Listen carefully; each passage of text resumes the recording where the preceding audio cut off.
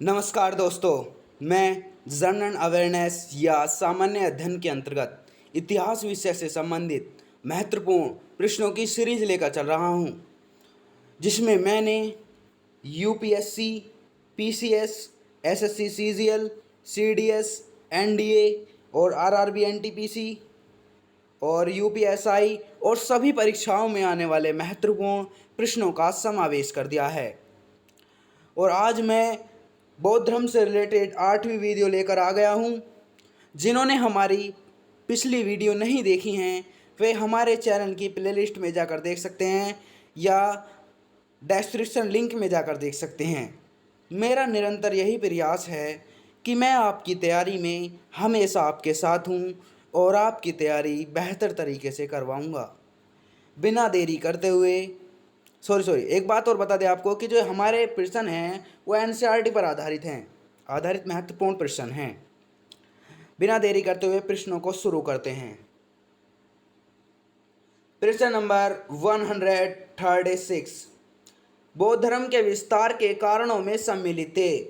नीचे जो ये दे रखे हैं 5, इनमें से कौन से थे जो बौद्ध धर्म के विस्तार के कारणों में सम्मिलित थे? ए, धर्म की सादगी, 2, दलितों के लिए विशेष अपील, 3, धर्म की मिशनरी भावना, 4, स्थानीय भाषा का प्रयोग, 5, दार्शनिकों द्वारा वैदिक भावना की सुदृढ़ता। सॉरी, ये यहाँ पर जो डैड रखा है गलती से ये डैड अक्कन है, सुदृढ़ता। तो दोस्तों इसमें जो है मतलब ये पांचों में से कौन से बौद्ध धर्म के विस्तार के कारण में सम्मिलित थे? तो दोस्तों इसका सही उत्तर है ऑप्शन सी, करेक्ट आंसर है 1, 2, 3, 4। मतलब धर्म की सादगी, ये भी बौद्ध धर्म के विस्तार के कारणों में सम्मिलित था। और दूसरा, दलितों के लिए विशेष अपील, ये भी बौद्ध धर्म के विस्तार में था, मतलब के कारणों में सम्मिलित था। और धर्म की मिशनरी भावना, ये भी क्या था, बौद्ध धर्म के विस्तार के कारणों में सम्मिलित था। और ये 4, स्थानीय भाषा का प्रयोग भी क्या था कि बौद्ध धर्म के विस्तार में कारण में सम्मिलित था। कौन सा था दोस्तों? एक था धर्म की सादगी और दलितों के लिए विशेष अपील, तीसरा धर्म की मिशनरी भावना और 4 स्थानीय भाषा का प्रयोग बौद्ध धर्म के विस्तार के कारणों में सम्मिलित थे। इसलिए हमारा ऑप्शन सी करेक्ट आंसर है। नेक्स्ट प्रश्न देखिए, प्रश्न नंबर 137, कि बुद्ध का किसके सिक्कों पर अंकन हुआ है? कि बुद्ध का जो है कि किसके सिक्कों पर अंकन हुआ है? Option A, Vima Kadphises, B, Kanishka, C, Nahapana और डी, बुद्धगुप्त। तो दोस्तों इसका सही उत्तर है ऑप्शन बी, करेक्ट आंसर है कनिष्क। कनिष्क के मतलब कनिष्क के सिक्कों पर क्या है, अंकन हुआ है बुद्ध का।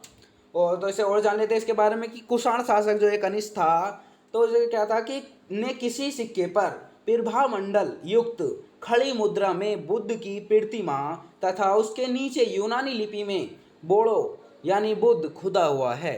एक बार और देख लेते हैं कि कुषाण शासक जो थे कनिष्क के किसी सिक्के पर प्रभा मंडल युक्त खड़ी मुद्रा में बुद्ध की प्रतिमा तथा उसके नीचे जो है, जो बुद्ध की प्रतिमा खड़ी हुई उसमें सिक्के पर है, उसके नीचे जो है यूनानी लिपि में लिखा है बोड़ो यानी बुद्ध खुदा हुआ है। नेक्स्ट प्रश्न देखिए, प्रश्न नंबर 138, कि कनिष्क के सारनाथ बौद्ध प्रतिमा अभिलेख की तिथि क्या है? कि कनिष्क के सारनाथ बौद्ध प्रतिमा अभिलेख की तिथि क्या है? ए, 78 ईस्वी, बी, 81 ईस्वी, सी, 98 ईस्वी, डी, 121 ईस्वी। तो दोस्तों इसका सही उत्तर है ऑप्शन बी, करेक्ट आंसर है 81 ईस्वी। क्या है कि कनिष्क के सारनाथ बौद्ध प्रतिमा अभिलेख की तिथि 81 ईस्वी है। और इसके बारे में जान कर लेते हैं कि जो कुषाण शासक था कनिष्क के सारनाथ बौद्ध अभिलेख की तिथि 81 ईस्वी है। और यह प्रतिमा क्या था कि मथुरा से लाकर कनिष्क के राज्यारोहण यानी कनिष्क का जो राज्यारोहण हुआ था 78 ईस्वी में के तीसरे सारनाथ में की गई थी। एक बार वो देख लेते हैं कि कुषाण शासक कनिष्क के सारनाथ बौद्ध अभिलेख की तिथि 81 ईस्वी है और यह प्रतिमा मथुरा से लाकर कनिष्क के राज्यारोहण यानी 78 ईस्वी के तीसरे वर्ष सारनाथ में की गई थी। नेक्स्ट प्रश्न देखिए, प्रश्न नंबर 139, कि बौद्ध दर्शन के अनुसार विचार कीजिए। कथन ए दे रखा है पुनर्जन्म नहीं होता है, कारण आर आत्मा की सत्ता नहीं है। तो नीचे दिए कूट हैं, इनसे मतलब सही उत्तर चयन करने हैं कि ए तथा आर दोनों सही हैं तथा आर सही व्याख्या है ए की। बी ए तथा आर दोनों सही हैं, परंतु ए आर की सही व्याख्या नहीं है ए की। और ये सीधे रखा है ए सही है किंतु आर गलत है, और ए गलत है किंतु आर सही है। तो दोस्तों इसका सही कोट है ऑप्शन डी करेक्ट आंसर है।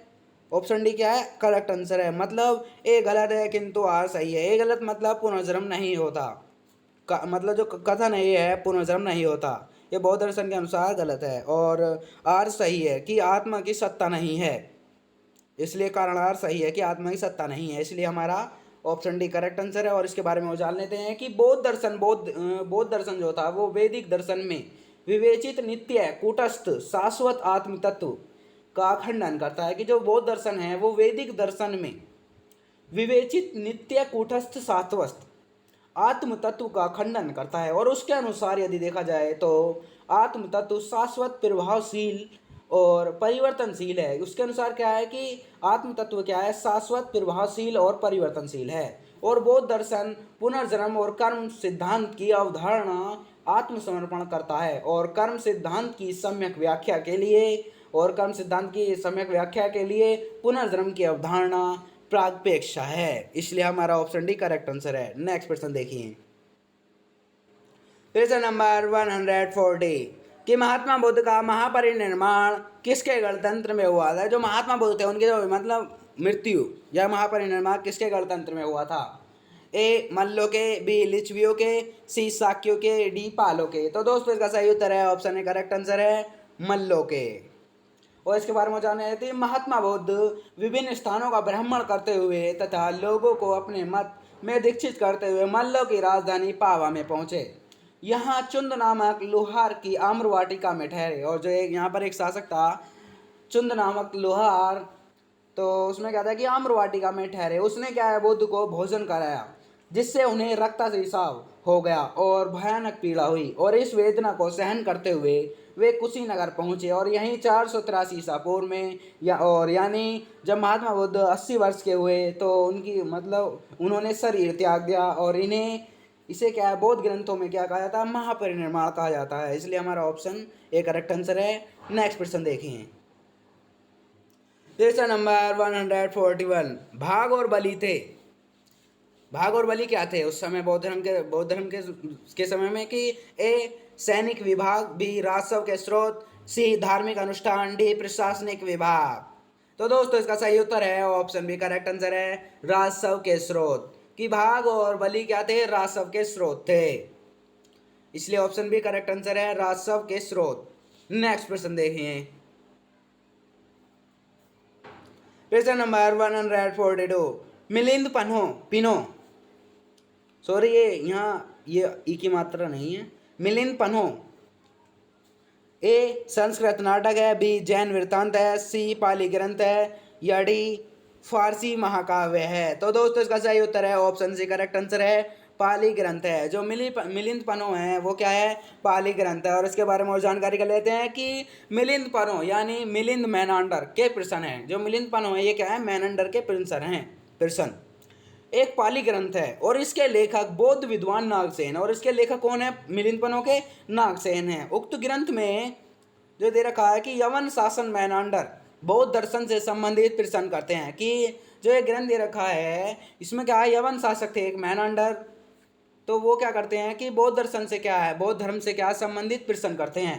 और बौद्ध भिक्षु नागसेन बुद्धमिता पूर्वक संतोषजनक उत्तर देते हैं। और जो प्रश्न करते हैं वो किससे करते हैं? नागसेन से करते हैं। जो बौद्ध भिक्षु नागसेन उनसे इनसे प्रश्न करते हैं और बुद्धमिता पूर्वक वो क्या करते हैं? इनके संतोषजनक उत्तर देते हैं। और मिलिंद पन्हो के अनुसार मेनांडर का जन्म अलसंद द्वीप के कालसी ग्राम में हुआ था। कि मेनांडर जो था उसका जन्म क्या है? अलसंद द्वीप के आलसी ग्राम में हुआ था, कालसी। और मिलिंद पन्हो से शासक का व्यक्तित्व एवं उसके बारे में शासन प्रबंध के बारे में जानकारी मिलती है। क्या है हमारा मिलिंद पन्हो? ऑप्शन सी करेक्ट है, पाली ग्रंथ है। नेक्स्ट प्रश्न देखिए, प्रश्न नंबर 143 बौद्ध संघ में प्रस्ताव पाठ को क्या कहा जाता था? कि जो बौद्ध संघ है उसमें प्रस्ताव पाठ को क्या कहा जाता था? ए उपसंपदा, बी नति, या सी पवरन, या डी अनुशावन, या कंपवाचा। तो दोस्तों इसका सही उत्तर है ऑप्शन डी करेक्ट आंसर है कंपवाचा। अनुसावन और कंपवाचक कहा जाता था। किसे बौद्ध संघ में प्रस्ताव पाठ को क्या कहा जाता? अनुसावन या कंपवाचक। इसलिए ऑप्शन डी करेक्ट आंसर है। नेक्स्ट प्रश्न देखिए, प्रश्न नंबर 144 कि किसी पवित्र अवसर पर बौद्ध भिक्षुओं के एकत्र होकर चर्चा करने को क्या कहा जाता था? कि जब कोई पवित्र अवसर होता था तो उस समय क्या है, बौद्ध भिक्षु ये होते एकत्र होकर क्या करते, चर्चा करते थे, तो उसे क्या कहा जाता था? ऑप्शन ए उपसंपदा, बी नति, या सी कंपवचा या डी उपोषद। तो दोस्तों इसका सही उत्तर है ऑप्शन डी करेक्ट आंसर है उपोषद। उपोषद कहा जाता था कि जब कोई पवित्र अवसर होता था तो बौद्ध भिक्षु जो थे वो क्या होते थे, एक होकर चर्चा करते थे, तो उसे उपोषद कहा जाता था। इसलिए ऑप्शन डी करेक्ट आंसर है। नेक्स्ट प्रश्न देखिए, प्रश्न नंबर 145 वर्षा ऋतु के दौरान मठों में प्रवेश के समय बौद्ध भिक्षुओं द्वारा अपराध स्वीकारोक्ति समारोह क्या कहलाता था? ए नति, बी उपसंपदा, सी अनुसावन या डी पवरन। तो दोस्तों इसका सही उत्तर है ऑप्शन डी करेक्ट आंसर है पवरन। और क्या क्या पवरन किसे कहा जाता था? कि वर्षा ऋतु के दौरान जब मठों में प्रवेश के समय बौद्ध भिक्षु द्वारा अपराध स्वीकारोक्ति समारोह पवरन कहलाता था। इसलिए ऑप्शन डी करेक्ट आंसर है पवरन। नेक्स्ट क्वेश्चन देखिए, प्रश्न नंबर 146 कि यहाँ पर ये ओ नहीं है, ओ है सीधा। कि बौद्धों के लिए महीने के कौन से दिन उपवास के दिन होते थे? कि जो बौद्ध भिक्षु है मतलब बौद्ध भिक्षु थे के लिए महीने के कौन से दिन उपवास के दिन होते थे? ऑप्शन ए अमावस्या, बी पूर्णिमा, सी दो चतुर्थी या डी उपयुक्त सभी। तो दोस्तों इसका सही उत्तर है ऑप्शन डी करेक्ट आंसर है उपयुक्त सभी। कि जो है कि बौद्धों के लिए क्या महीने के एक तरीके 4 दिन होते थे, एक तो अमावस्या का दिन और पूर्णिमा का दिन और दो चतुर्थी। और इसके बारे में और जानकारी कर लेते हैं, ये क्यों मतलब क्यों थे इनके उपवास के दिन? कि बौद्धों के लिए महीने के 4 दिन महीने के 4 दिन क्या थे? अमावस्या थे और पूर्णिमा और दो चतुर्थी दिवस उपवास के दिन होते हैं अब भी। कि बौद्धों का सबसे पवित्र एवं महत्वपूर्ण दिन था त्योहार वैशाख की पूर्णिमा है, जिसे बुद्ध पूर्णिमा के नाम से भी जाना जाता है। कि जो बौद्ध हैं बौद्धों का सबसे पवित्र या महत्वपूर्ण दिन या तो त्योहार वैशाख की पूर्णिमा, जिसे क्या कहा जाता है, बुद्ध पूर्णिमा के नाम से भी जाना जाता है। और इस दिन का अत्यधिक महत्व इसलिए है क्योंकि इसी दिन क्या हुआ था कि बुद्ध का जन्म हुआ, मतलब महात्मा बुद्ध का जन्म हुआ था। और ज्ञान की प्राप्ति भी इसी दिन हुई थी, बुद्ध पूर्णिमा मतलब वैशाखी पूर्णिमा के दिन। और उनकी मृत्यु भी इसी दिन हुई थी, मतलब महापरिनिर्वाण की प्राप्ति भी किसी दिन हुई थी, वैशाखी पूर्णिमा के दिन हुई थी। इसलिए उपयुक्त डी करेक्ट आंसर है अमावस्या, पूर्णिमा और दो चतुर्थी। या पूर्णिमा की जगह बुद्ध पूर्णिमा भी आ सकता है या वैशाखी पूर्णिमा भी आ सकता है। नेक्स्ट प्रश्न देखिए, प्रश्न नंबर 147 वैभाषिक मत की उत्पत्ति मुख्य रूप से कहाँ हुई? ऑप्शन ए मध्य प्रदेश में, बी उत्तर प्रदेश में, सी उत्तराखंड में या डी कश्मीर में। तो दोस्तों इसका सही उत्तर है ऑप्शन डी करेक्ट आंसर है कश्मीर में। कि जो वैभाषिक मत की उत्पत्ति हुई थी वो मुख्य रूप से कश्मीर में हुई थी। इसलिए ऑप्शन डी करेक्ट आंसर है। नेक्स्ट प्रश्न देखिए, प्रश्न नंबर 148 कि चतुर्थ बौद्ध संगीति के समय में बौद्ध भिक्षुओं ने किस भाषा को अपनाया? कि जो चतुर्थ बौद्ध संगीति तो उस समय क्या था कि बौद्ध भिक्षुओं ने किस भाषा को अपनाया? ए संस्कृत को, बी पाली को, सी तमिल को, डी पंजाबी को। तो दोस्तों इसका सही उत्तर है ऑप्शन ए करेक्ट आंसर है संस्कृत को। कि जो चतुर्थ बौद्ध संगीति हुई थी उसमें क्या था कि बौद्ध भिक्षुओं ने क्या है कि संस्कृत को अपनाया था। और जो मतलब चतुर्थ बौद्ध संगीति हुई थी वो कहाँ हुई थी ये भी जान लेते हैं। और हम क्या हुई थी, कहाँ पर हुई थी? कुंडलवन कश्मीर में हुई थी ये। और किस समय में हुई थी? 72 ईस्वी में हुई थी, यानी प्रथम शताब्दी में हुई थी। और एक बात और जान लें कि उस समय मतलब शासन किसका था? कनिष्क का। और इसके अध्यक्ष थे वसुमित्र। और इसमें तुम्हें पता ही है कि संस्कृत भाषा को अपनाया था। और इसके एक बात और जान लें कि चतुर्थ बौद्ध संगीति और उपाध्यक्ष कौन थे? उपाध्यक्ष थे हमारे अश्वघोष और अध्यक्ष थे हमारे वसुमित्र। और तो चतुर्थ बौद्ध ने किस भाषा को अपनाया था? संस्कृत। इसलिए ऑप्शन ए करेक्ट आंसर है। नेक्स्ट प्रश्न देखिए, प्रश्न नंबर 149 वैभाषिक मत के प्रमुख आचार्य थे? ए धर्मात्रत, बी घोषक, सी बुद्धदेव, डी वसुमित्र या उपयुक्त सभी। तो दोस्तों इसका सही उत्तर है ऑप्शन ए, करेक्ट आंसर है उपयुक्त सभी। वसुमित्र भी वैसा इस मत के प्रमुख आचार्य थे, और बुद्धदेव भी, और घोषक भी, और धर्मत्रात भी थे, इसलिए ऑप्शन ई करेक्ट आंसर है। नेक्स्ट प्रश्न देखिए, प्रश्न नंबर 150 कि शून्यवाद के प्रवर्तक नागार्जुन है, और नागार्जुन के अतिरिक्त इस मत के विद्वान कौन थे। ये जो शून्यवाद के प्रवर्तक कौन थे, नागार्जुन हैं, और इसके क्या थे, इसके अतिरिक्त क्या है कि इस मत के विद्वान कौन थे। ए चंद्रकीर्ति, बी शांतिदेव, सी शांति रक्षित, और डी आर्यदेव, ई उपयुक्त सभी। तो दोस्तों इसका सही उत्तर है ऑप्शन ई, करेक्ट आंसर है उपयुक्त सभी।